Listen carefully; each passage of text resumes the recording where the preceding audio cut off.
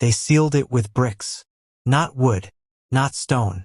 Because wood remembers. Because in the Rask family, wood doesn't rot. It whispers. You know what happened in Ohio?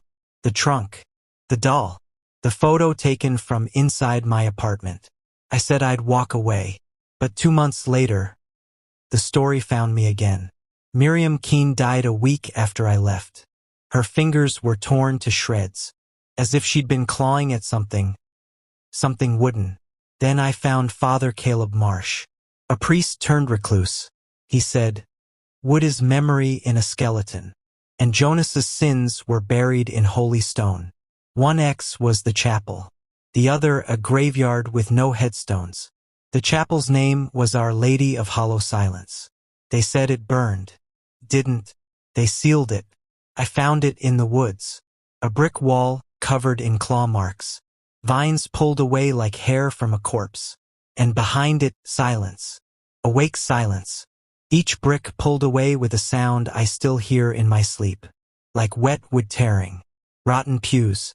Shattered stained glass. And an altar carved entirely of wood. 13 names etched into its edge. All children. Behind the altar a trapdoor. Unlocked. Because what lives beneath doesn't need locks. It was a room carved from the earth.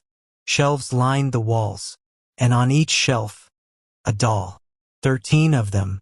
Each one different. Each one waiting. A photo sat in a chair. Jonas Rask in his workshop.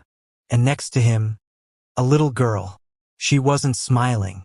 She was pointing. One doll fell. His head cracked open. Inside were teeth. Real ones.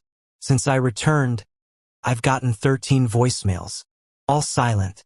Except the last one. A child whispered, "You knocked. Now we knock." The Rask plot had no markers. But last night, I counted 13 wooden posts. Each one fresh. Each one waiting.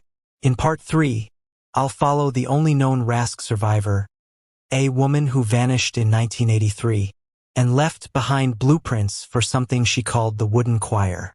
You've been listening to the Chrono Dark. If they knock, don't let them see your mouth.